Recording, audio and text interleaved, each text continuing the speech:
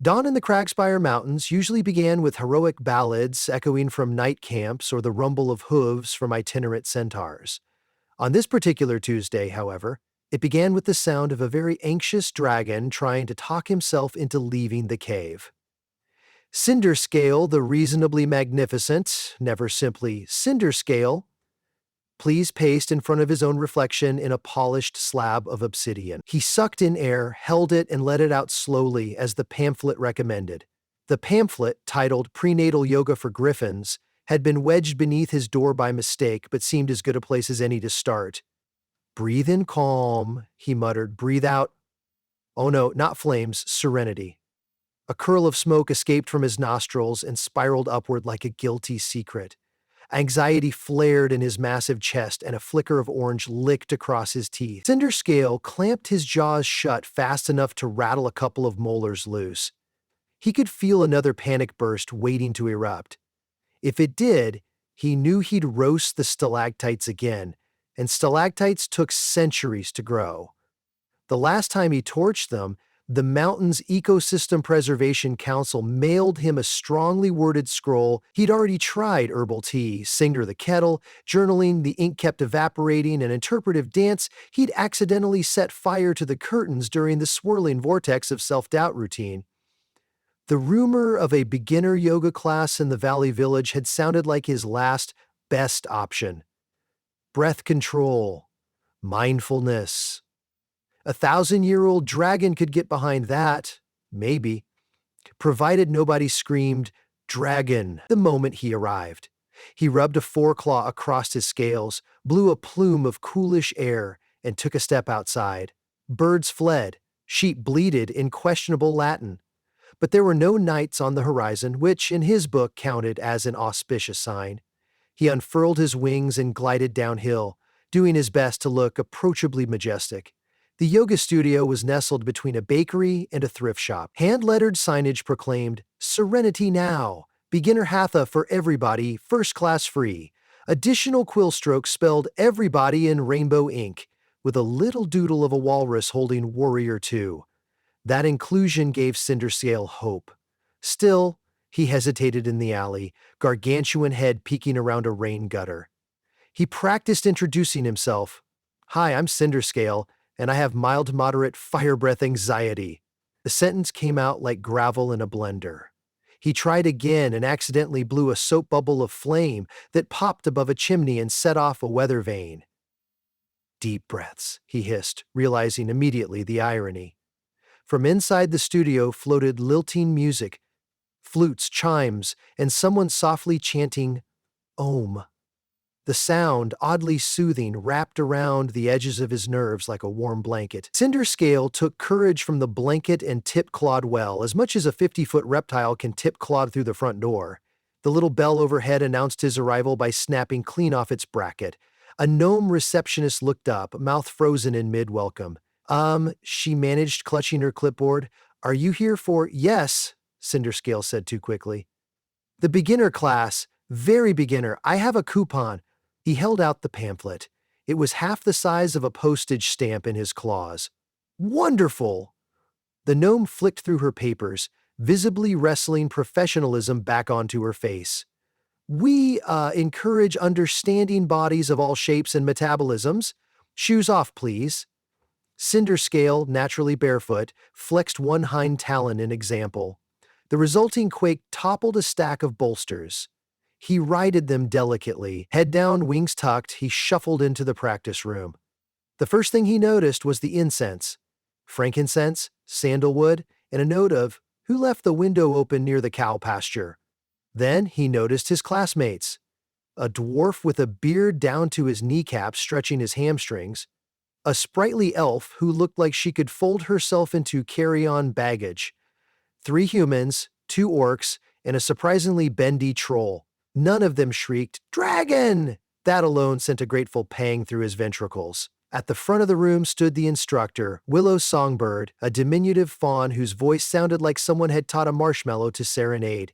She wore leggings patterned with daisies and a t-shirt printed, "Keep calm and pretend it's Savasasana." "Take any spot that feels inviting," she sang out. Inviting spots for dragons were rare. Most yoga mats resembled unrolled fruit leather under his feet. After a second of awkward surveying, he opted to hover above 3 neighboring mats. Willow noticed his dilemma at once. "Let me grab something bigger," she chirped. She returned, pushing 2 circus tumbling mats duct-taped together. The new surface made a delightful squeak. Cinderscale exhaled relief. Only a few sparks escaped. "Class began with seated breathwork simple," said Willow. "Just in through the nose, out through the mouth." Cinderscale angled his muzzle away from everyone. In through the nose went fine, but on the out-breath, he produced a brief, flameless puff of smoke. He peeked sideways, bracing for alarm. Nobody even glanced over. The troll was too busy losing a battle with her own nostril whistle. "Remember," Willow cooed, "pranayama is just a fancy word for noticing how your body breathes. There's no test later." Cinderscale's shoulders unclenched a notch. Maybe this could work. Forward fold, halfway lift, ragdoll sway. Willow guided them gently from pose to pose. Cinderscale participated as best he could, modifying where physics objected. Downward dog became downward very large reptile. Front claws planted, wings relaxed. Tail politely draped between stacks of cork blocks so it didn't whip the dwarf in the face. Warrior eye required extending a foreleg. Balance wobbled, the mat squeaked again, no one laughed. Then came cobra. Willow demonstrated the traditional human version, lying prone and pressing hands into the floor. "Now, if you're already a cobra," she quipped, nodding at Cinderscale, "consider this an invitation to shine your heart forward." Cinderscale chuckled, afraid that if he opened his mouth too wide, the carpet would ignite, but the joke warmed him better than his flame ever could. The first 50 minutes of class slid by smoother than volcanic glass. No fiery mishaps, no panicked knights bursting through the window shouting, "Have at thee, scaly fiend." Cinderscale's scales tingled with something almost like contentment. Then Willow cued Lion's breath. "For this one," she said, demonstrating, "inhale deeply, then exhale with force, tongue out, eyes wide. It's fantastic for stress." Her tongue lolled, her eyes bugged. The room followed suit, each student releasing a feral huff. Cinderscale froze. Lion's breath was basically an invitation to belch napalm. He felt the ember of anxiety glow inside his chest cavity. "No," he thought, "not now. You're surrounded by nice people who braid each other's hair during water breaks." But fire breath anxiety is a crafty saboteur. The more he worried about igniting, the hotter the ember grew. He could feel it bubbling up his throat, a sneeze made of magma. "Take your time," Willow soothed, perhaps sensing his hesitation. He inhaled through flaring nostrils, then snapped his jaws shut. Smoke spiraled between his teeth. He tried the exhale again, but only a muffled "mrrr" emerged. His head turned beet red. Well, beet red for a dragon, which looked more like lava geyser orange. He needed a distraction. He stared at the floor, counting individual dusk motes. He recited the entire index of the ecosystem preservation scroll by memory. Section 4, subsection B, item 6, stalactite damage. But the ember raged hotter. "Breathe out anything that doesn't serve you," Willow continued, oblivious to the chemical threat building in row 3. He squeaked, "Excuse me," then launched himself bolt upright and sprinted, if galloping on all fours counts as sprinting, toward the exit. Mid-charge, he realized sprinting would jostle the ember and thus risk premature combustion. So he trotted. Then tip-clawed, then half-tip, half-trot. It was the least stealthy exit in recorded yoga history. Outside, he clamped his jaws over a rocky outcropping and exhaled pure flame. The boulder glowed white-hot for a second, then melted into what looked like avant-garde lawn decor. Birds fled again. Somewhere, a knight polished his sword in confusion. Cinderscale, chest heaving, returned to the studio door and slomped against it, cooked marshmallow guilty. He expected glares, or at least a politely worded request never to darken their doorstep. Instead, the door opened, and Willow popped out. "Hey," she said softly, "want to walk a lap? Or fly a lap?" Cinderscale couldn't meet her eyes. "I almost flambéed your class, but you didn't. You listened to your body, took space, and practiced non-harm." He blinked. "Sounds fancier when you phrase it like that." Willow grinned. Let's do a little experiment. I'll show you a breath pattern we teach performers with stage fright. So teacher and dragon sat on the curb. She guided him through box breathing. Inhale 4 counts, hold 4, exhale 4, hold 4. Better? She asked after several rounds. Cooler, he admitted, tasting only mild smokiness. I think the ember went back to sleep. Embryonic fire is tricky. We'll pair box breathing with a side of visualization next time.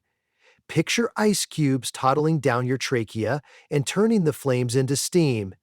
Steam is basically dragon burps socially acceptable. He laughed, producing only a gentle hiss. A milestone? They re-entered the studio just in time for Savasana. Everyone was lying supine, eyes closed. The dwarf was snoring, the elf appeared to have transcended corporeal form entirely. Willow whispered, "Find stillness in any posture you choose." She winked at Cinderscale. "You might like reclining thunder lizard." He lowered himself onto the tumbling mats, folding wings like blankets. The floor creaked but held. He closed his eyes, feeling the room's quiet. No night, no citations, no melted stalactites. Just breath, moving in and out. For a moment he swore he could feel the individual air molecules dancing through his furnace without catching. Class concluded with a gentle chime. The troll groaned awake, declaring in a voice like gravel smoothie that she drooled on her mat but considered it a spiritual baptism. Afterward, students milled around the tea station. Someone offered Cinderscale a cup of nettle brew. He declined out of respect for the mug's lifespan. The Orc twins asked if fiery burps could toast marshmallows on camping trips. He promised to consider the logistics. By the time he lumbered out the door, he felt something lighter than helium balloons and heavier than gratitude. He felt hopeful. For the next month, he attended every beginner class. Willow introduced him to cooling breath, shine air across your tongue like you're slurping soup, and alternate nostril breathing, made slightly more advanced by Cinderscale's nostrils being the circumference of manhole covers. Progress was not linear. On week 2, he accidentally scorched an aromatherapy diffuser shaped like a hedgehog. On week 3, he singed the end of Willow's tail, just a fringe, easily trimmed. Each mistake became fodder for gentle humor and more skillful adaptation. They developed innovations. 1. Fire blanket pose. Half forward fold with a literal fire blanket tucked under his chin for emergencies. 2. Dragonfly twist. Seated spinal twist where he exhaled sideways into a bucket of sand. 3. Candle meditation. He practiced blowing on a single candle at 17 feet without igniting it. The class turned it into a carnival game with applause, wagers, and one confetti cannon. One morning, Willow announced the studio's upcoming Mind Body Expo. There'd be sample workshops, massage demos, and a joyful breath exhibition where students could showcase personal growth. She suggested, delicately, that Cinderscale consider participating. Me? Demonstrate breathing? The guy who could broil a pumpkin spice latte just by sighing? Exactly, she replied. You've learned to simmer instead of broil. People need to see that. He molded over. Public gatherings historically ended poorly for dragons, villagers throwing pitchforks or pitchforks throwing villagers, depending on perspective. Yet the thought lit a different kind of ember, this one pleasantly warm. He agreed. Expo Day dawned bright and breezy. Serenity now set up an outdoor stage in the village square. Willow wore her fanciest leggings, constellations with glitter stars. Cinderscale sported a garland of lavender sprigs around his horns, both fragrant and mildly flame-retardant. Crowds gathered. Locals, traveling merchants, even a contingent of knights who claimed they were off-duty promise. Booths offered crystal readings, enchanted kale smoothies, and a stall where baby griffins practiced acro-yoga on their mother's back. Backstage, Cinderscale practiced box breathing. He'd eaten nothing spicy for 24 hours. He felt stable-ish. Willow opened the exhibition with a welcome speech about radical inclusion and the healing power of breath. Then she introduced a student whose journey reminds us that even the hottest fires can be cooled by mindfulness. Drumroll, a pixie flittered around, banging 2 thimbles together. Cinderscale stepped on stage. The platform groaned. Spectators gasped, but didn't run. Progress. "Hi," he began, voice amplified by natural subwoofer anatomy. "I'm Cinderscale the Reasonably Magnificent. I used to have, well, I still have fire breath anxiety, but I'm learning ways to manage it so nobody's sheep becomes barbecue without consent." Polite chuckles. He demonstrated cooling breath. Everyone tried it, tongues poking out like a convention of panting dogs, then lion's breath, which had been his initial nemesis. To show mastery, he exhaled fully with zero fire straight into a bubble wand Willow held. A rainbow of shimmering orbs sailed over the crowd. Children squealed, chasing them. Finally, the candle challenge, a single beeswax taper perched 20 feet away. He inhaled, visualized tiny penguins sliding down an ice chute through his esophagus, and exhaled gently. The flame wavered and extinguished without the candles so much as drooping. Applause erupted. Even the off-duty knights clapped their gauntlets. Cinderscale's heart soared so high it needed air traffic control clearance. He realized he was grinning, hard to tell on a snout, but the feeling was unmistakable. Willow joined him center stage. "Mind-body connection," she said to the crowd, "isn't about being perfect, it's about meeting your edges, inviting them to tea, maybe teaching them yoga nidra. Cinderscale has done just that." More applause. Someone shouted, "Do the marshmallow trick!" A bag of sugary pillows flew on stage. With Willow's nod of permission, Cinderscale inhaled slowly, shaped his mouth into a gentle whistle, and exhaled the tiniest blue flame miniature, controlled, almost delicate. The marshmallows toasted golden brown. The crowd's cheer probably registered on seismographs. 2 minutes later, half the village held s'mores. A better endorsement of mindful fire management could hardly be imagined. That evening, after helping Willow roll up mats and reassemble the hedgehog diffuser, now wearing a heroic band-aid, Cinderscale perched on a hill overlooking the village. Willow sat beside him, legs swinging over the cliff. Like a kid on a bench too high. "Thank you," he said, meaning so many things the language barely contained them all. She bumped shoulder against Scale. "Breath belongs to everyone.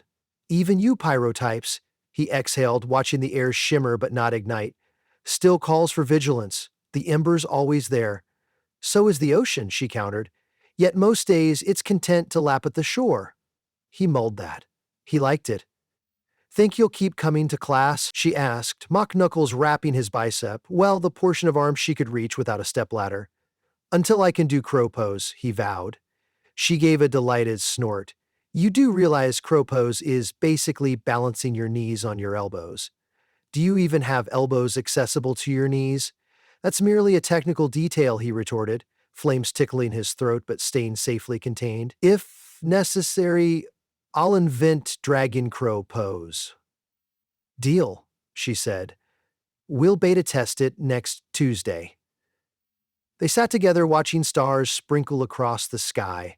Each of Cinderscale's breaths rose as a whisper of smoke, dispersing harmlessly. The mountain silhouette in the distance still bore scorch marks from his past outbursts, but tonight they looked less like shame and more like reminders. Ancient runes spelling the story of a creature learning that what once threatened to burn everything down could instead light the way forward. And somewhere in the darkness, stalactites continued their slow drip toward growth, unthreatened at last by anxious flame.